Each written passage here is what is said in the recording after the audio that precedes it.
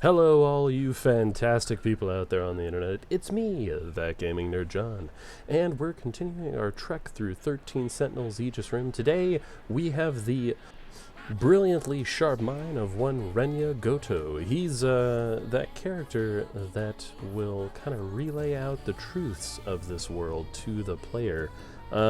He is big on finding those contradictions in the various information that he's obtained previously, and is kind of illustrating this to the main co-star of his particular segments, Chihiro Morimura, or as I like to call her, Chibi-Hiro. Yeah, the small version of Chihiro Morimura, the younger version of Chihiro Morimura. You see Gouto going through and just being like, okay, so given this premise that we just discussed, this information contradicts that. Why is that? And continuing to work through those sequences with Morimura, Chibi-Hiro, to derive a truth of the world. And it's really kind of cool to see how he breaks it down and how he continues to work through all that. It's one of my favorite parts of the game, actually, was Gouto's sequences. Frequently, I'd have to actually go through and replay it to just be like, wait, what happened? Because he just kind of mind whammies you with these bigger facts. So super enjoyable, really fantastic little parts there.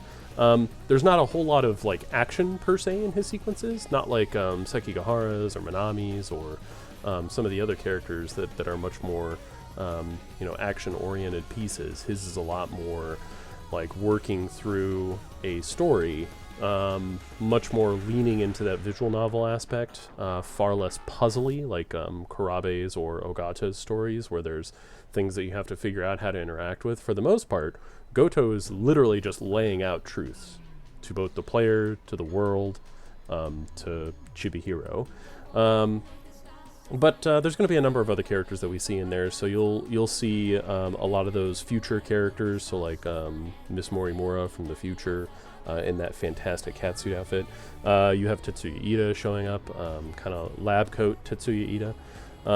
And then you also have Tomi Kisaragi's android form, Android 16, if you will, Android Sentinel Pilot 16. But also Tamao Kurabe makes an appearance. So Tamao is going to be having a brief conversation with Gouto, which will illustrate a very important truth as well. And then we're going to end this segment with one of those logs from the far date in the future, 2188, with some really important stuff in there too, so definitely keep an ear out. But for now, let's dive right in. We'll have Gouto start laying the truth on us, as it were. So enjoy, and looking forward to talking to you at the end.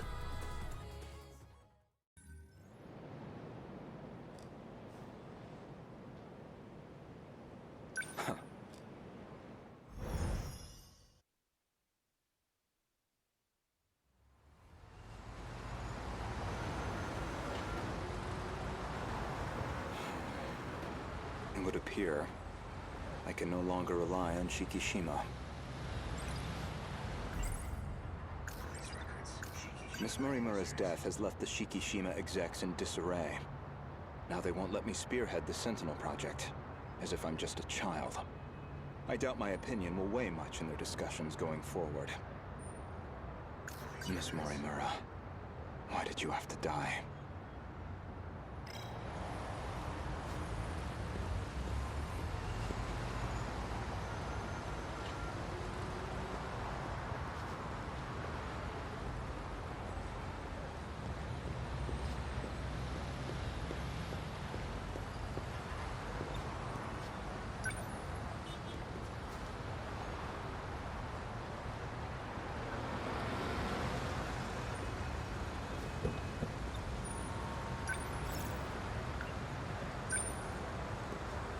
Ayame Park, please.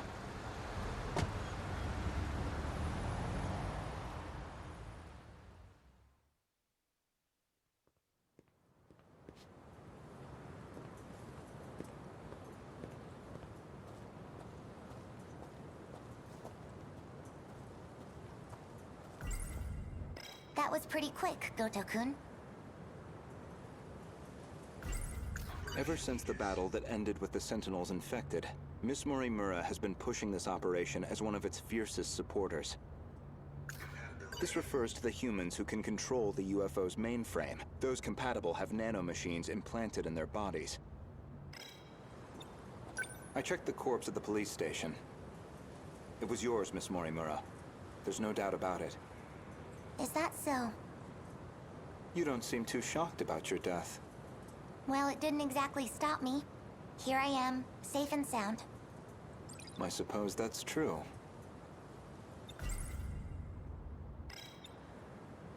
So, what did the police say?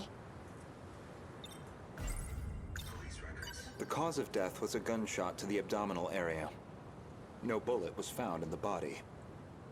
Though it's easy to imagine why. The murder weapon was likely from beyond this time, beyond material bullets. Estimated time of death is approximately 1900 hours. You were witnessed running off somewhere with a short-haired student. According to a pedestrian's eyewitness account, anyway. They found a witness. This era's police really did their due diligence. An acquaintance of Miss Morimura. Described as a short-haired male in a student uniform. Most likely A. Sekigahara. There should have been that drone tracking her movement. So, anything helpful in its footage? The timing couldn't have been worse. It looks like it was monitoring the government's movement at the time. So she wasn't even under surveillance. I see. Any thoughts as to our primary suspect? Who do you think did it? Well... the witness statement matches the description of A. Sekigahara. It did seem like something was wrong with A. Sekigahara's memories. I wouldn't be surprised if he was our murderer. Though it raises the question of why he'd bother to lure her out. Surely a murderer's optimal scenario is to avoid being spotted at all. Well, maybe it wasn't premeditated.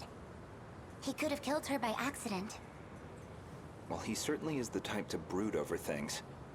I can say he's not enough of an idiot to shoot someone on impulse. Who else could it be? That man with that... call sign? Some numerical name. Logically speaking, he would naturally be another potential suspect.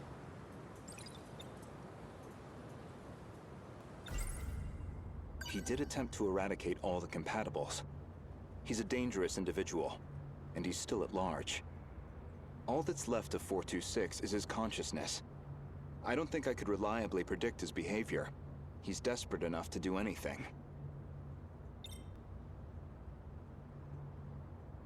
426 certainly isn't above killing. If Ida-san were here, I'm sure he'd declare 426 our primary suspect. We know he killed at least 4 people. That's why I shot him dead in the end. If he resurrected himself as an android, maybe that would give him a chance at revenge. As a motive, it sounds pretty clear-cut.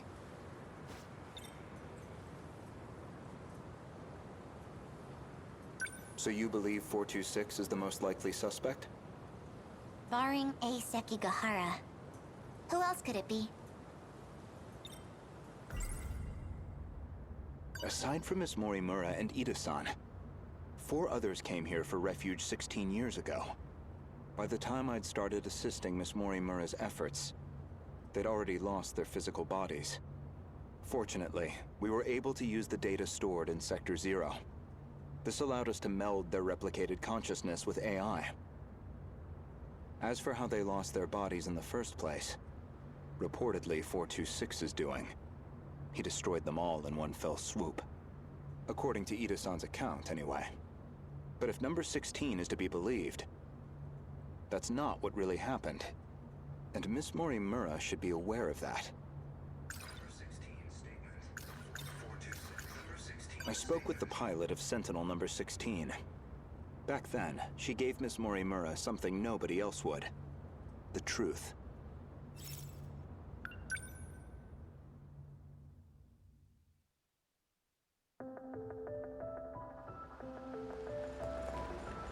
Wait, what do you mean? Could you go over that again?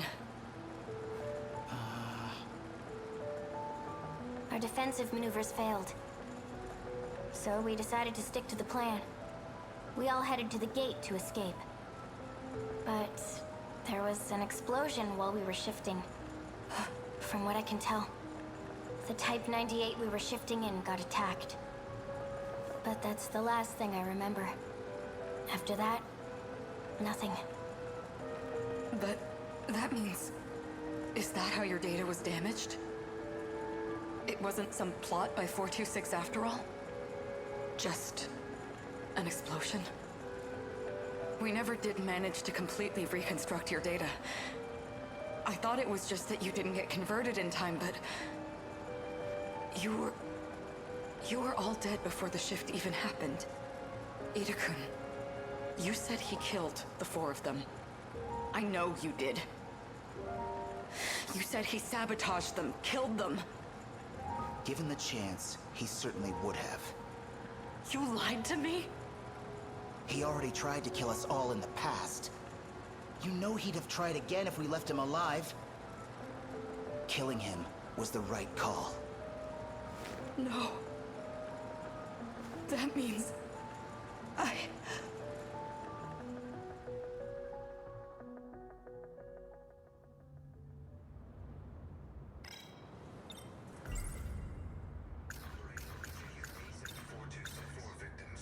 I'd like to revisit something you just mentioned.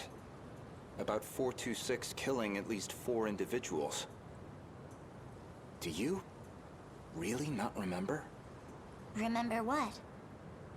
You've read my files, I presume? I gathered quite a lot of material in the past. Most of it is rather outdated, including Ida-san's statement concerning those victims. In other words, your answer is objectively incorrect. Really? Well, can you blame me? Look at this body I'm stuck with. I'm bound to have some memories confused.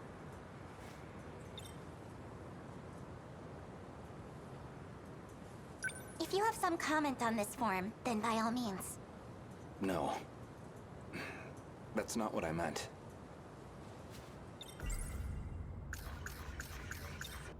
Miss Morimura, I have one more question. What is it? Regarding 426, would you say you had any particular feelings toward him? Feelings? Well, he was certainly a good friend. I felt like he really understood me. Well, used to, anyway. Where's this coming from? That doesn't make sense. According to number 18, or should I say, Tamao-san,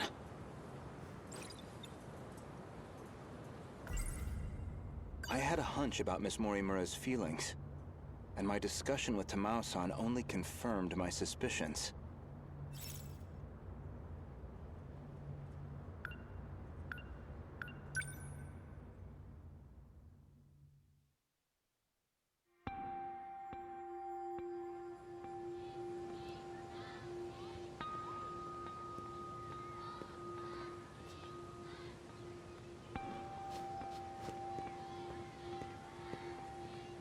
Gouto-kun. I'm sorry for this. I know it's sudden. I need to talk to you. Did something happen? It's about Morimura-san.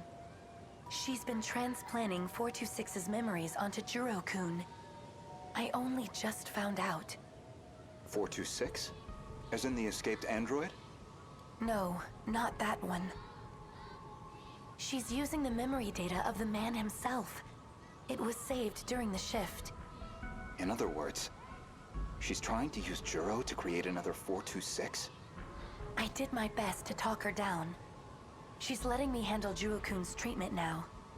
Still, I don't think she's given up on this. Why is she trying to bring back 426? Well, I've been giving her some advice about it. And I understand where she's coming from, but... Morimura-san is in love with him. With 426? Maybe she always has been. That's why she wants him back as a human. She has to know the risks. He's a dangerous man. True, but that's not exactly what she's remembering. Besides, she's the one who killed him. That guilt is still eating at her.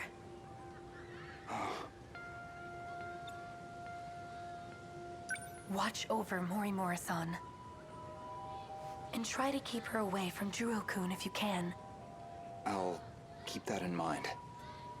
Thank you. I can barely take the idea of 1426, let alone 2.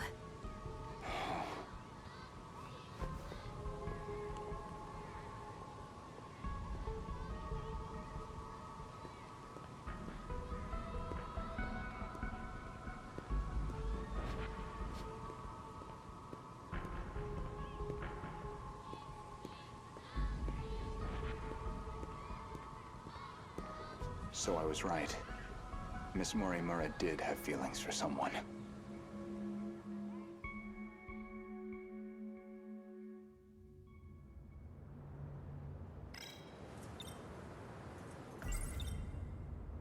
When Juro Izumi lost his memories, you aimed to use him to revive 426. Make one a vessel for the other. One reason seems most likely. You harbored romantic feelings for him. Me? With him? You're joking. That Chihiro Morimura was mind-hacked, remember? You said so yourself. My goodness, romantic feelings? For him? No, God no. Not my cup of tea. If you recall, I suggested that Miss Morimura was mind-hacked. That idea was based on a certain piece of evidence I found. One particular log. What log? If you really are Miss Morimura, then you should already know. 2 years before you were born, Ida-san extracted some information from 426 that in turn led to the discovery of the data log in question. So why again does this matter? You're about to find out. As for the log itself, it contains footage from the year 2188. It was found buried in the mainframe data during the analysis of 426. You seem very disturbed by me seeing that file. So much so, in fact, that you ended up deleting all of your logs. Would you mind telling me why you did that? I don't know. I don't remember. Well, at the very least, its contents suggested a connection to 426.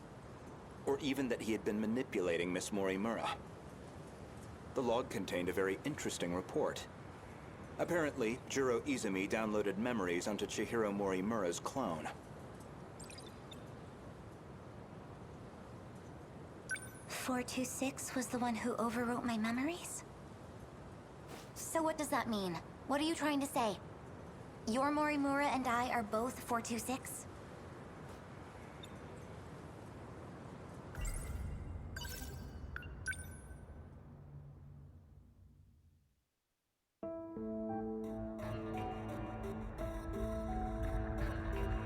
This is Tetsuya Ida. Don't know why I'm recording this. Nobody's going to hear it. Still, might as well. Not like I have anywhere else to share this. I was in the middle of a routine bug regression test, and I noticed part of the final phase had been altered. The change was made in Chihiro Morimura's host. The setting change looks like it'll trigger a memory overwrite. I don't know anything about the memory's contents, but it says the modifying user was Juro Izumi. Because someone thought it'd be a great idea to give that guy senior admin ID. And at this point, well, what the hell can we do about it? At least now I have proof. You're all hypocrites anyway. Yes, including you, jackass. So who even cares anymore? None of this matters. We're all dead anyway.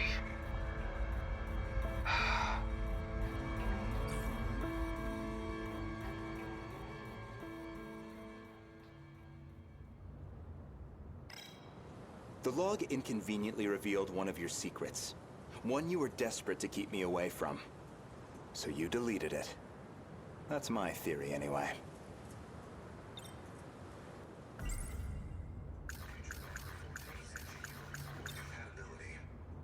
Remember where this all began? It was the compatibility experiment, the one that produced you. Based off Miss Morimura's footage and your own admissions, I've completely misjudged the situation. All this time, I believed you were her. But even from the very beginning, you've been your own person. So, what are you saying? I'm not Chihiro Morimura? If I'm not a duplicate of Chihiro Morimura, then who exactly do you think I am?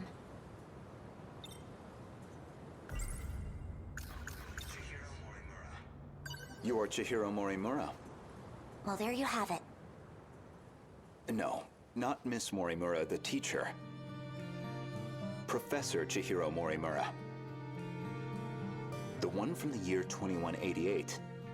And the central figure of Shikishima's interstellar development project.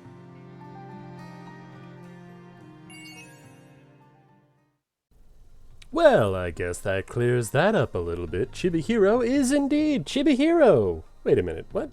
Yeah, so, you just kind of see how Gouto continues to go through the steps there, where it's like, okay, well, we've confirmed it's definitely Chihiro Morimura is the one that died. Miss Morimura died in that alleyway. Okay, so who did it? Well, you know, the police saw this person, but that doesn't make sense. Like, that's not Sekigahara as a person, so how else did it happen? You know, they thought they saw you, and she's just like, I don't know what you're talking about.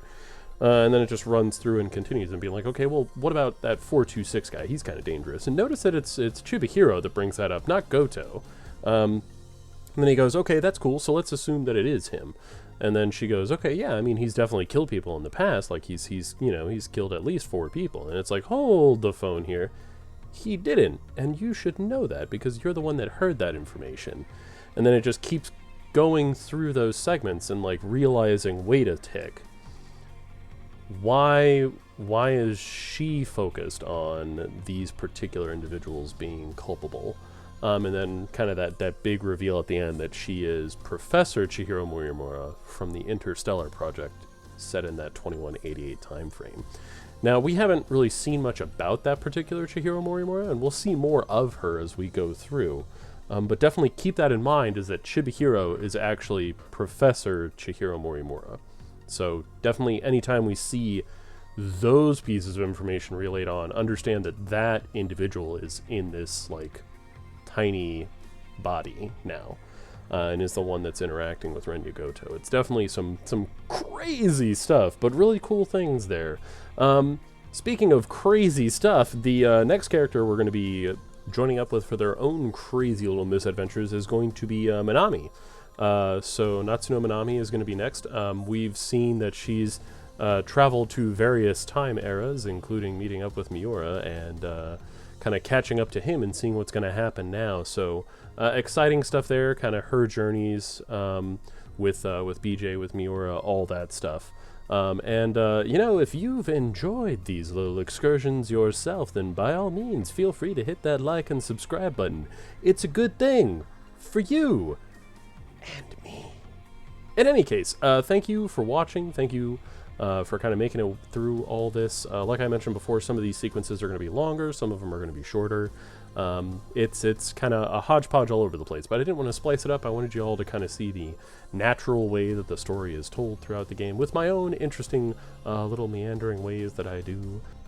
But for now, this has been That Gaming Nerd John, and as always, take it easy.